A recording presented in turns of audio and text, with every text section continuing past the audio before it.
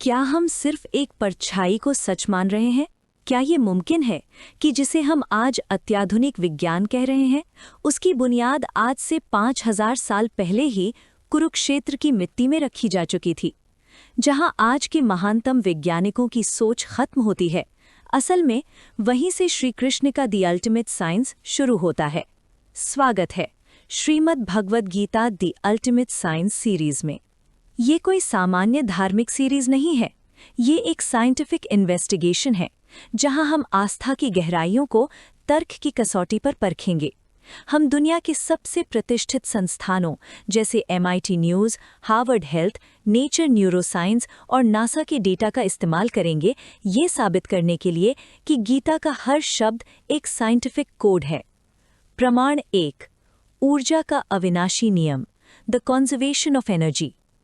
इसका सबसे बड़ा प्रमाण हमें दूसरे अध्याय के इस श्लोक में मिलता है। न जायते म्रियते वा कदाचिन नायम भूत्वा भविता वा न भूयः अजो नित्यः शाश्वतोयम पुराणो न हन्यते हन्यमाने शरीरे। अर्थात ये आत्मा यानी चेतना न कभी जन्म लेती है और न कभी मरती है, न ये कभी पैदा हुई है और न ही फिर कभी पैदा होगी। ये अजन्मी, नित्य, शाश्वत और पुरातन है। शरीर के मारे जाने पर भी ये नहीं मारी जाती। वैज्ञानिक तर्क। आधुनिक भौतिकी का law of conservation of energy कहता है कि ऊर्जा को न तो बनाया जा सकता है और न ही नष्ट किया जा सकता है। इसे केवल एक रूप से दूसरे रूप में बदला जा सकता है। श्री कृष्ण ने हजारों साल पहले ये स्पष्ट कर दिया था कि हमारी चेतना यानी कॉन्शियसनेस भी वही अविनाशी ऊर्जा है जो कभी खत्म नहीं होती, सिर्फ शरीर रूपी माध्यम बदलती है। प्रमाण 2, मानसिक संतुलन का विज्ञान, न्यूरोप्लास्टिसिटी और एक्विलिब्रियम। इसी तरह जब हम मानसिक स्थिरता की बात करते हैं तो गीता हमें एक ऐसा फॉर्मूला देती है जिसे आज की मनोवैज्ञानिक पीक परफॉर्मेंस कहते हैं। योगस्थः कुरु कर्माणि संगम त्यक्त्वा धनंजय सिद्धि असिद्धयोः समो भूत्वा समत्वम योग उच्यते। अर्थात हे अर्जुन, जय और पराजय, सफलता और विफलता की आसक्ति को छोड़कर समभाव में स्थित होकर अपना कर्म करो। यही मानसिक समता ही योग है।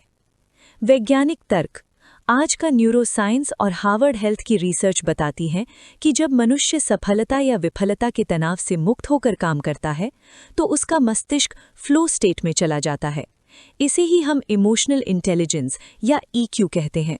श्री कृष्ण ने उस दौर में न्यूरोस्टेबिलिटी का वो फॉर्मूला दिया था जिसे आज की दुनिया स्ट्रेस मैनेजमेंट के नाम से खोज रही है। हमारा मिशन 18 अध्याय, 18 वैज्ञानिक रेवोल्यूशन। हम इस सीरीज में किसी एक हिस्से पर नहीं रुकेंगे। ये एक संपूर्ण वैज्ञानिक यात्रा है जहां हम गीता के सभी 18 अध्यायों को एक एक करके डिकोड करेंगे।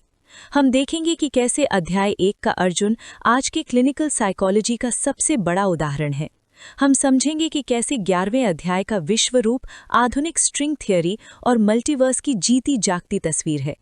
हम MIT की हैबिट रिसर्च से लेकर नासा के कॉस्मिक डेटा तक हर उस सबूत को सामने लाएंगे जो अब तक आपकी नज़रों से ओझल था।